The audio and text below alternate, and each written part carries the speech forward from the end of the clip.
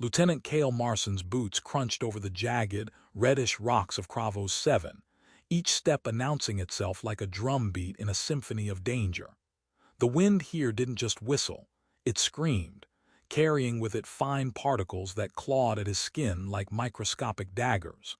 Cale squinted through his helmet visor, cursing under his breath about how the Galactic Command had once again, strategically, assigned him to the universe's most inconveniently hostile planet.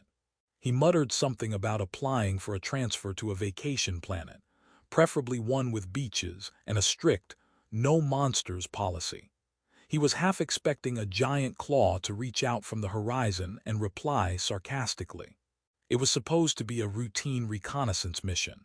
Check the old mining ruins, ensure no alien wildlife had gone rogue, report back. Simple enough on paper, terrifying in practice. Cale had been through a lot, but Kravos 7 had a knack for making even seasoned soldiers question their life choices. Somewhere off to the east, he heard the unmistakable roar of a predator, an enormous, multi-limbed creature that sounded like a chainsaw playing jazz. He sighed. "And people wonder why I drink synthetic coffee straight from the pod," he muttered, adjusting his helmet. Then faintly beneath the growls and wind came a sound that didn't belong, a small, desperate cry. Cale froze, heart rate spiking, instinct taking over. He glanced around, scanning the rocks and shadowed crevices. The cry came again, quieter this time, almost hesitant. "Who left a toddler here to audition for most likely to get eaten by monsters?" he muttered, forcing a grin.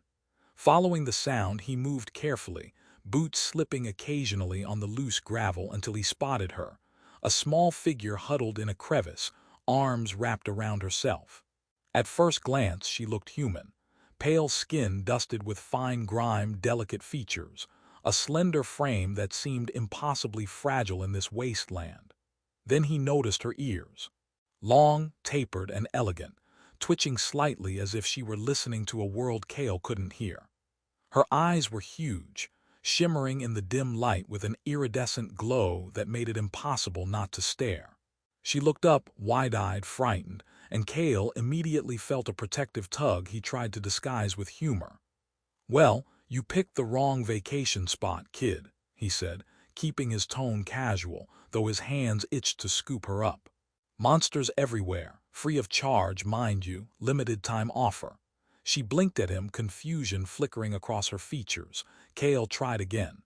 "I'm your friendly neighborhood human soldier. Name's Cale. You're not dead yet, so that's good news." She didn't respond, which Cale took as either shock or polite alien decorum. He crouched closer, careful not to startle her, and held out his hand. "Come on, don't make me start singing. Trust me, it's worse than these monsters." Her lips twitched into the faintest hint of a smile, and he grinned, feeling the first thread of connection. She allowed him to help her out of the crevice, small hands gripping his armored arm like she'd suddenly decided he was trustworthy enough. They set off slowly, Cale's heavy steps and her light ones creating a rhythm through the rocky terrain.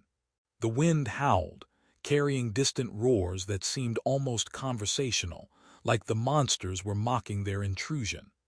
Cale kept up a running commentary, half to reassure her, half to keep himself from thinking about just how outmatched they were.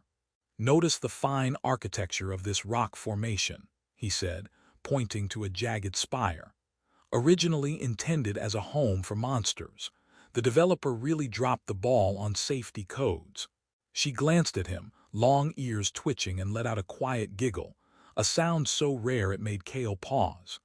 Hours passed in a careful, deliberate pace, and Cale realized something remarkable. She was resourceful. She pointed out safe footholds, warned him about thin crusts of rock, and even mimicked the distant monster calls, a haunting, melodic echo that seemed to confuse the predators long enough for them to slip past. Cale tried to act like he was in control, but she had an uncanny knack for anticipating danger. "Great," he muttered, tripping over a protruding rock. "I get rescued by a 12-year-old alien girl. My mom will be so proud." As the sun, or what passed for a sun here dipped low, casting Kravos 7 in a blood-orange glow. They came upon a relic of an ancient war, a crumbling energy barrier, its power hum faint but persistent. Kale knelt to inspect it. "Ah, the universe's idea of a welcome mat," he said. "Step wrong and you're either fried or teleported somewhere unpleasant. Fun times."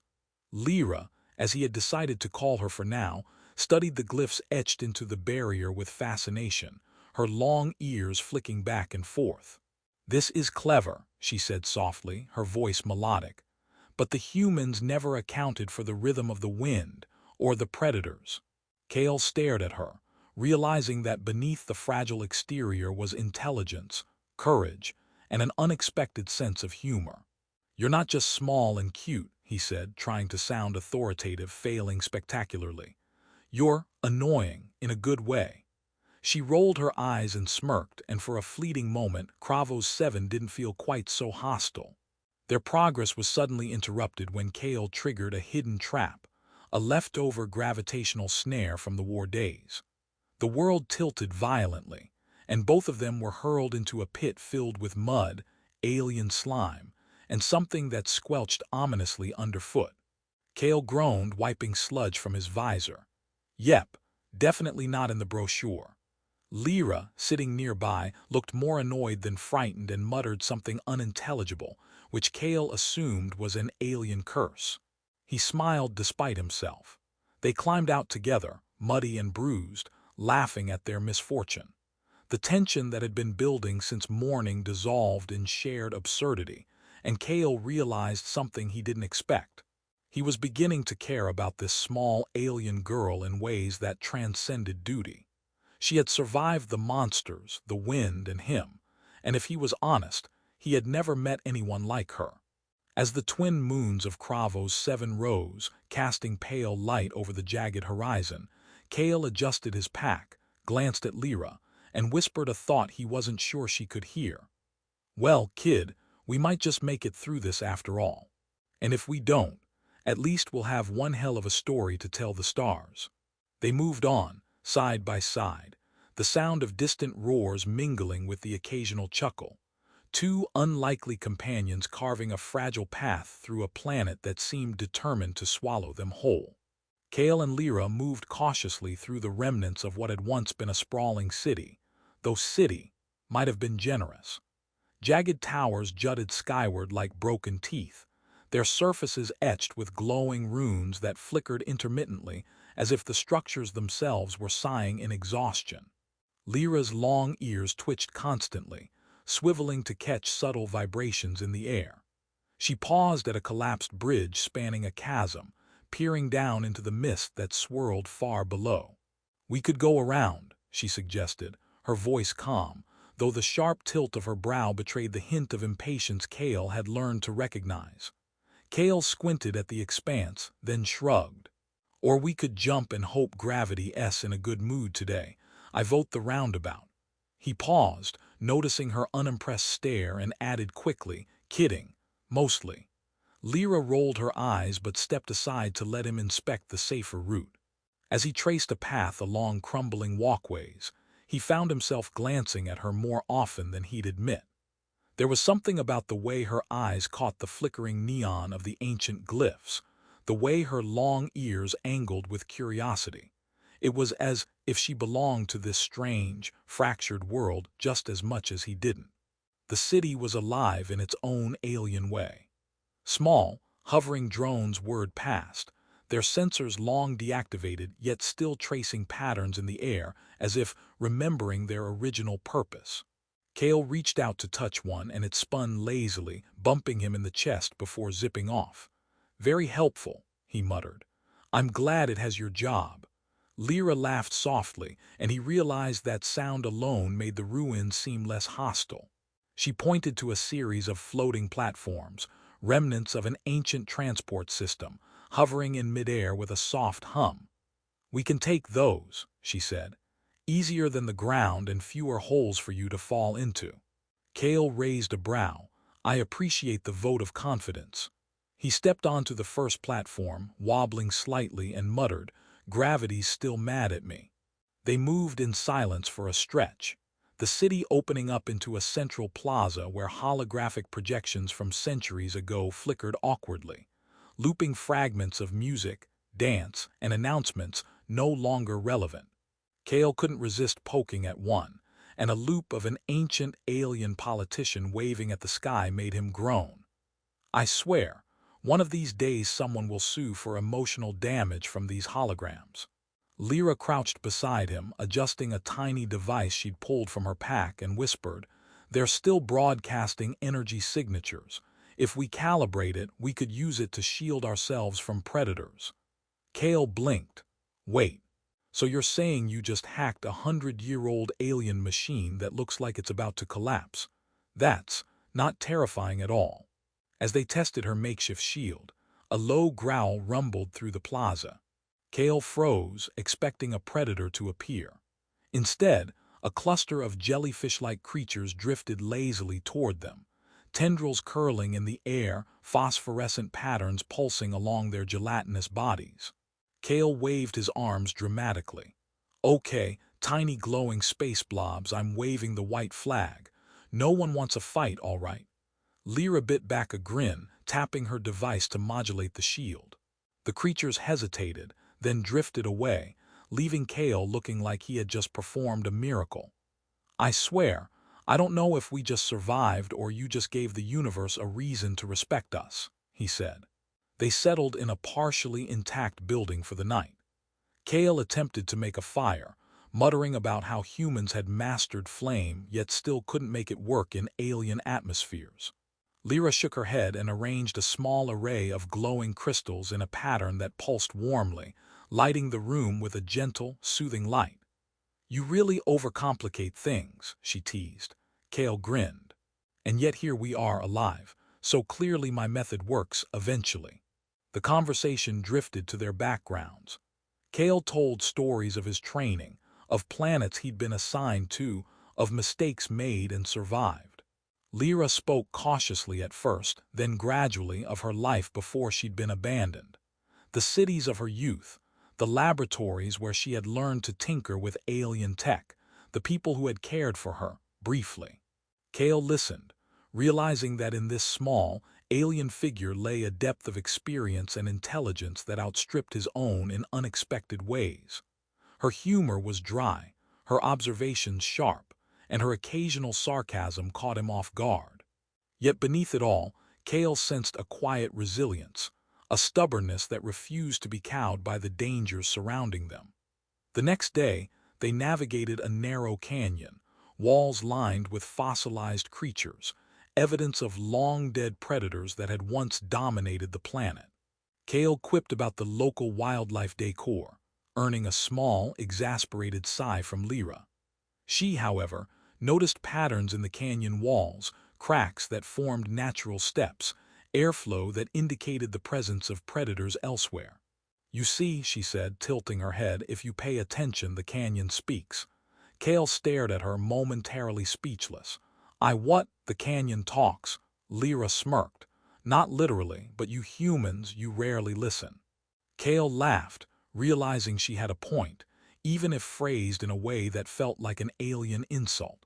That night, they encountered another relic of the old wars, a defensive turret, long abandoned but still active in short bursts.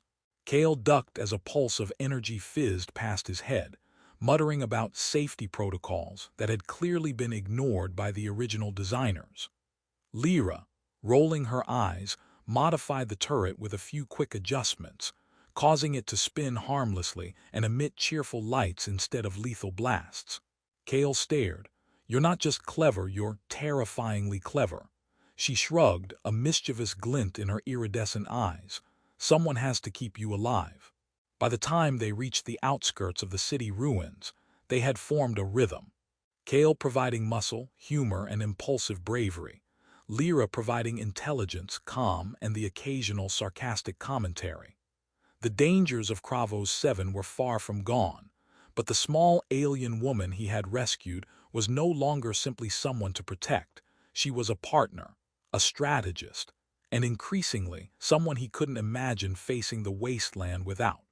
As they paused atop a ridge overlooking the next stretch of terrain, Kale offered a tired grin.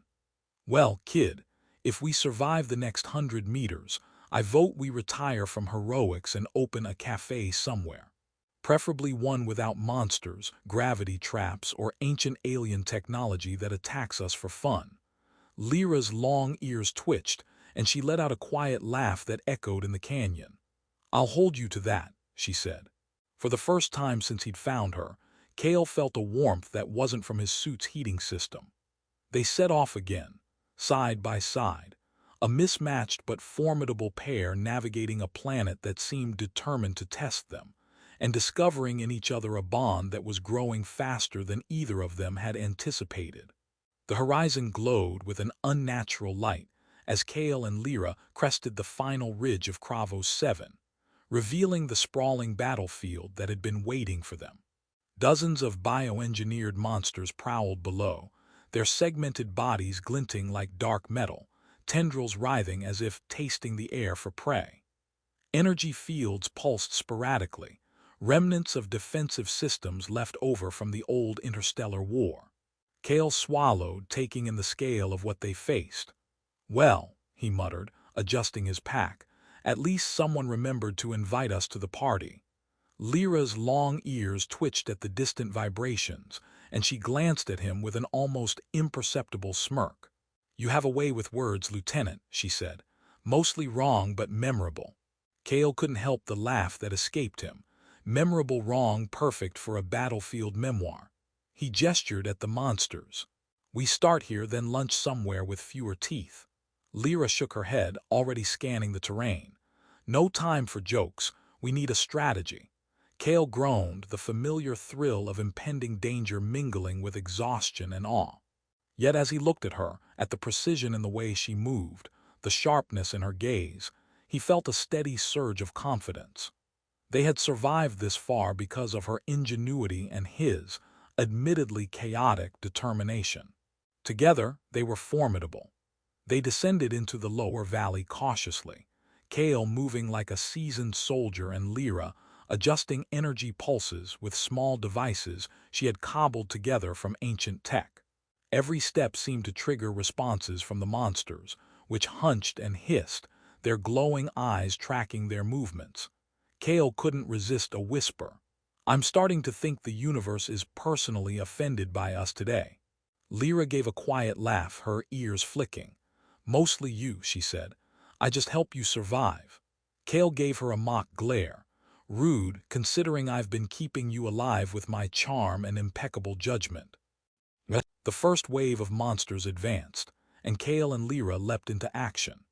Kale used his combat training to anticipate attacks, rolling, dodging, and firing energy pulses, while Lyra guided him with quick gestures, altering the ancient energy grids to shield them or redirect attacks.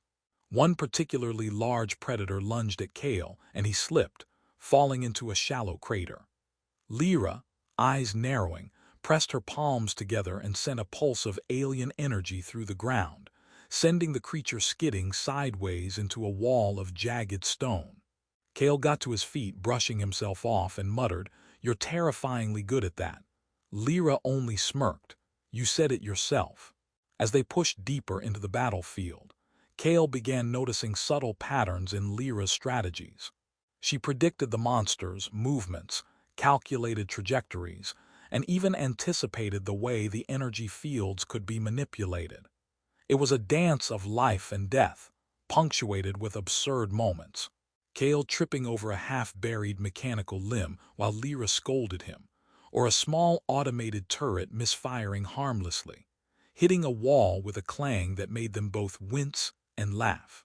Humor became their armor as much as the shields Lyra conjured. Hours passed, and the monstrous horde funneled them toward a central structure, a massive spire humming with energy. It was clear now that this spire was the control point for the creatures, a residual intelligence directing them. Kale glanced at Lyra. "You go first. I'll provide moral support."